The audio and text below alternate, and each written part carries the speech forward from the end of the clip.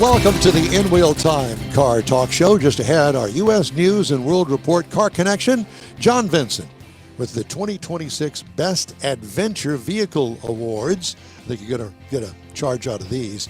Jeff has his car culture feature this week on white letter tires. Remember those?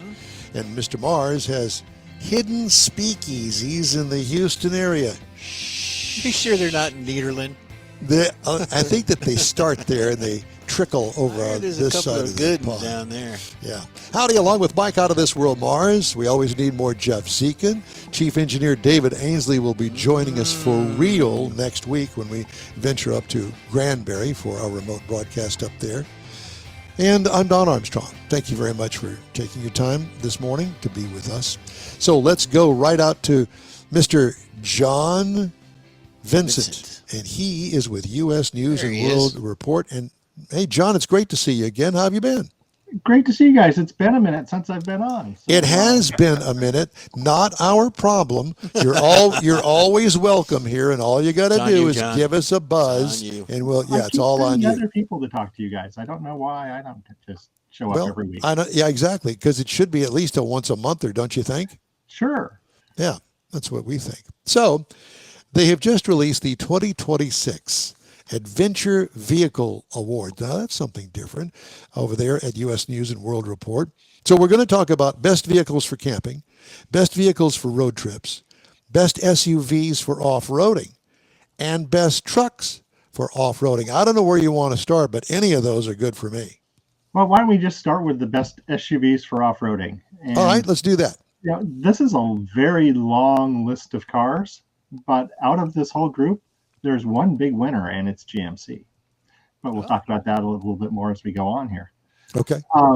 So best subcompact SUV for off-roading, Ford Bronco Sport. Ford Bronco Sport's a vehicle that's built off the Escape, but is a much better Escape than the Escape. And let me just add to this. You know, since that car came out, we thought, it's just a makeover. No. It's not. It is really a nice vehicle. And I have always said that from the day that it hit the ground. And it's pretty capable if you get it in its Sasquatch trim. Yes, and I've had one of those and loved it. Yep.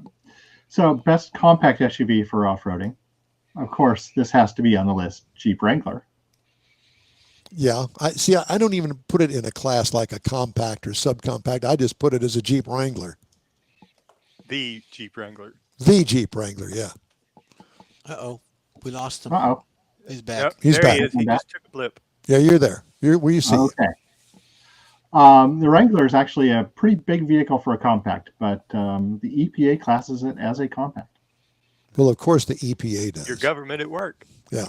So, which makes it interesting because its chief competitor, the next winner, the best midsize SUV for off-roading, the Ford Bronco, is in a different size class. Huh. Yeah, it is. What size class is it?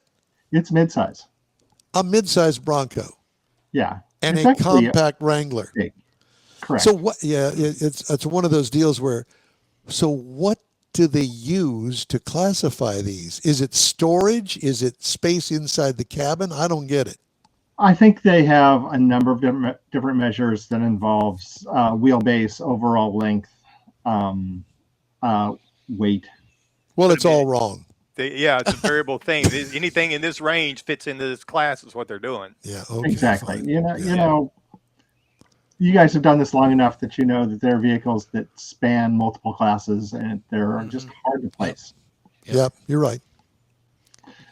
Best large SUV for off-roading, Nissan Armada Pro 4X.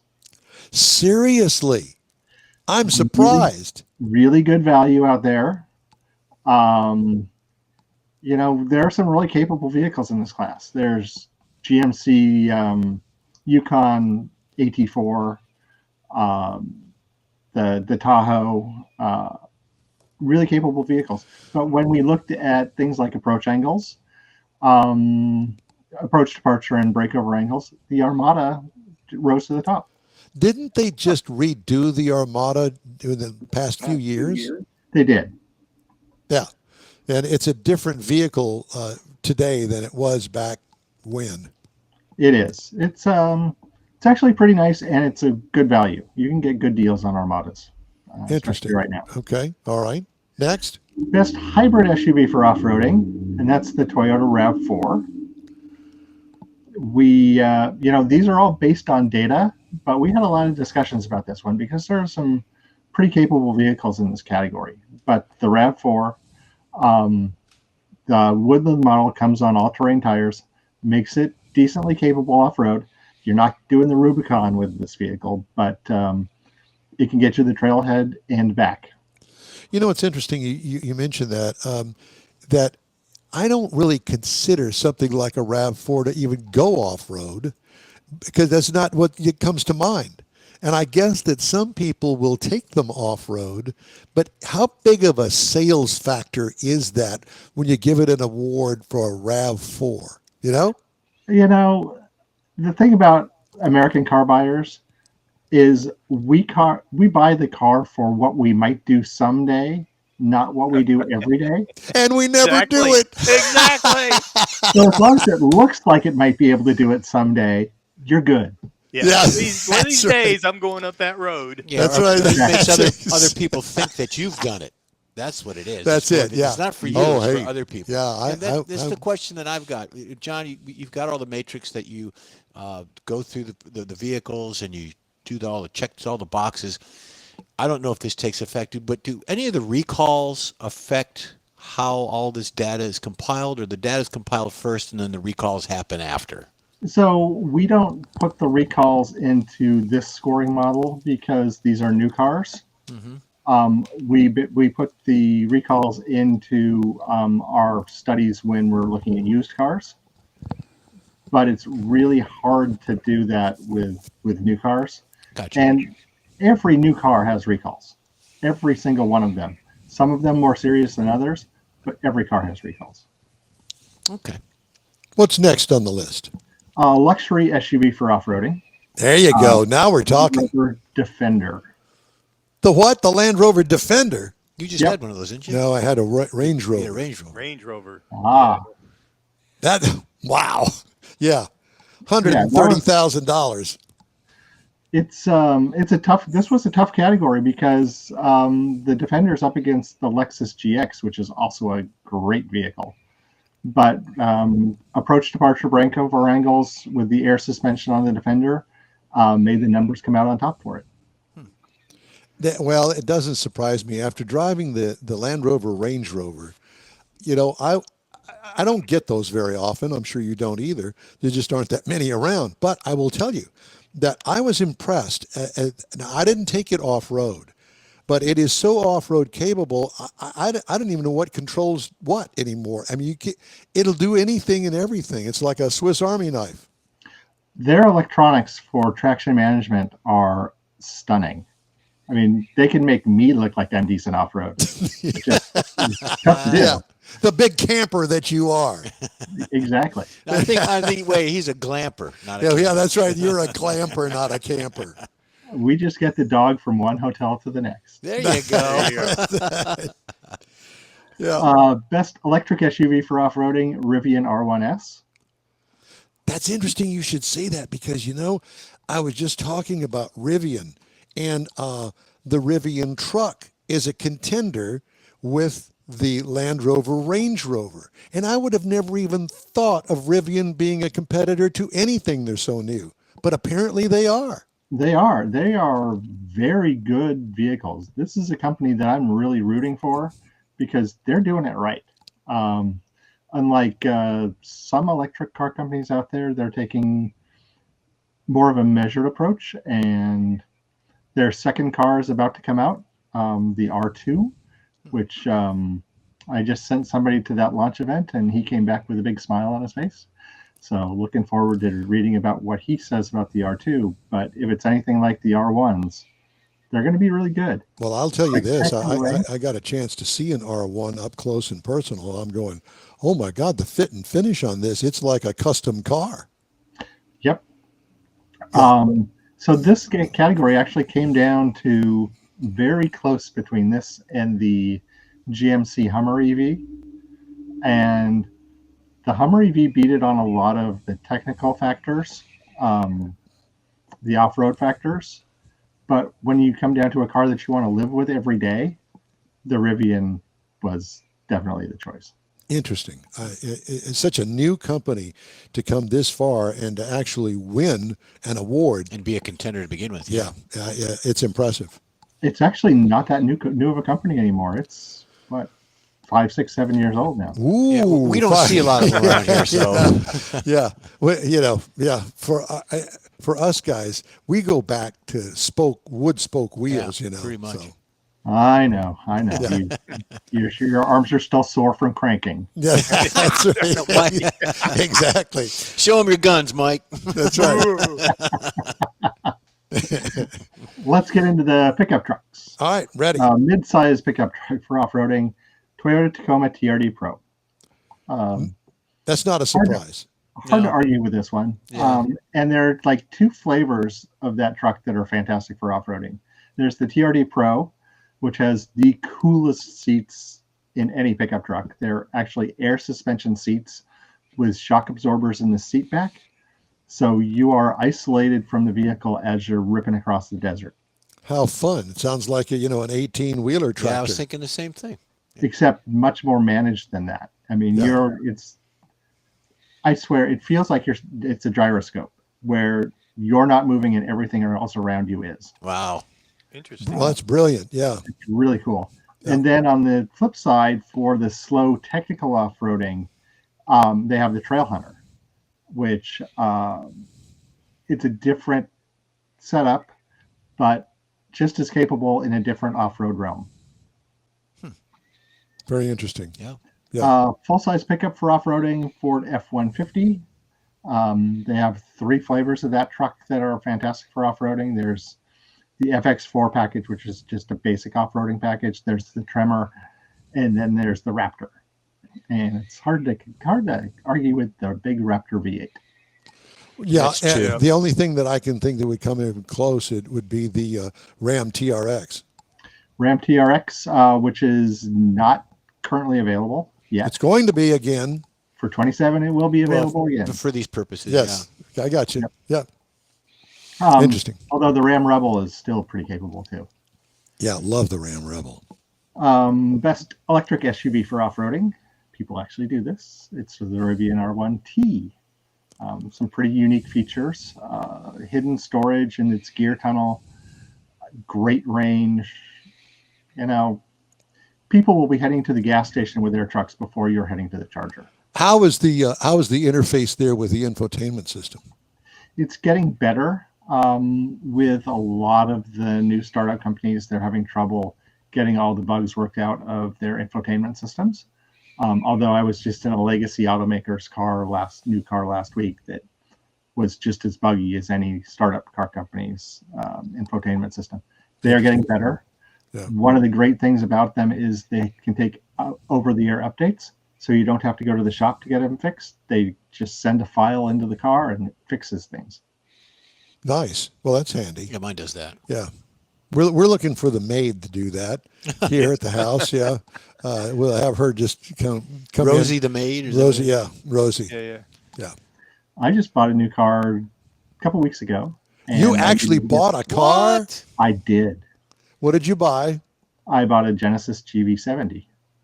That's Oh. not a surprise. I can understand that. Yeah. That's a very nice vehicle. Yeah. It really is. And I got the twin turbo V6, which it rips. It rips it. Yeah. It's a little spunk. Yeah. Got some spunk. Yeah. Was it real expensive? Because when I think of Genesis, I think of pretty expensive Yeah, cars. higher end vehicle. They're a higher end vehicle, but compared to buying a Mercedes or a BMW, quite the bargain. And 10-year warranty. Yeah. Yeah. That makes a big difference with that twin turbo. So let's wrap up the Adventure Vehicle Awards. Let's go into best vehicles for camping. We'll Yes. just rip through this list. Subcompact Bronco Sport again. Subcompact Hybrid Subaru Crosstrek Hybrid. I knew Subaru was coming. Yeah, Subaru's got to be on this list. It's not here as often as you would think, but it's on okay. this list. Compact SUV for camping, Hyundai Tucson. the Tucson wins on cargo space, which is just a little bit better than the RAV4 or the CRV. Interesting. Yeah. Huh. Same reason for the compact hybrid for camping. Tucson hybrid.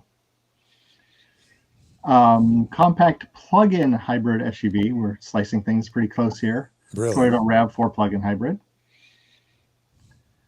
Mid-size SUV for camping. GMC Acadia. Tons of cargo room. Very capable versions of that vehicle are available. Mid-size hybrid SUV for camping. Toyota Grand Highlander. And whether you put this in the mid-size or large category, it's just a really nice family vehicle. Yeah, they've grown that nice Highlander size. to big sizes now. Yeah, and you got to remember that when we're talking adventure vehicles, people might do this 10, 20 days a year. You want a vehicle that's going to, do everything you need it to do for the other 355. And be able to put the bicycles on top of all the junk that you've got in the back. Yeah. Exactly. Yeah. Forget the mother-in-law. I've seen that, including the mother-in-law. Including the mother-in-law. Yeah. Oh, you've seen Vacation. Okay. Yeah, that's right. Best mid-size plug-in SUV for camping. This category has gotten smaller. Mazda CX-90 PHEV. With the departure of the Grand Cherokee 4xe, there aren't many plug-in hybrids available out there in this category anymore. Well, they don't sell that many of them anyway. Right. No, they don't. Yeah. Large SUV for camping, GMC Yukon XL, which is No surprise essentially there. the suburban version, the GMC Yes. Suburban, Right. with a slightly nicer interior. Yep. Electric SUV for camping, Hyundai Ioniq 9. I think we've talked about this vehicle on the show before. This is just a great all-around family vehicle that happens to be electric. Yeah. If we could just get the range up to the point where, like this GMC that I had recently with a 500-mile range on it with the big battery. Yeah. And I think that's going to be more of a thing of the future, that more and more of these manufacturers are going to do that. Yep. I mean, evolving technology. Things are Yep. going to get Exactly. Yeah. better, faster, smaller. Yeah. So efficient. let me ask you this. So who wins the tip-top award for best adventure vehicle overall? We don't have one. We broke it down into classes. No. I'm thinking maybe a Buick. Yeah. Gotta have Okay. a big trophy. And Well, yeah, that's what I'm thinking. And I'm thinking also that in next year when we do this for U.S. News and World Report, now that InWheelTime has mentioned it, that's going to be the new deal. So all those Okay. vehicles got to have number one. I will say this in the politically correct way that a manufacturer would tell us.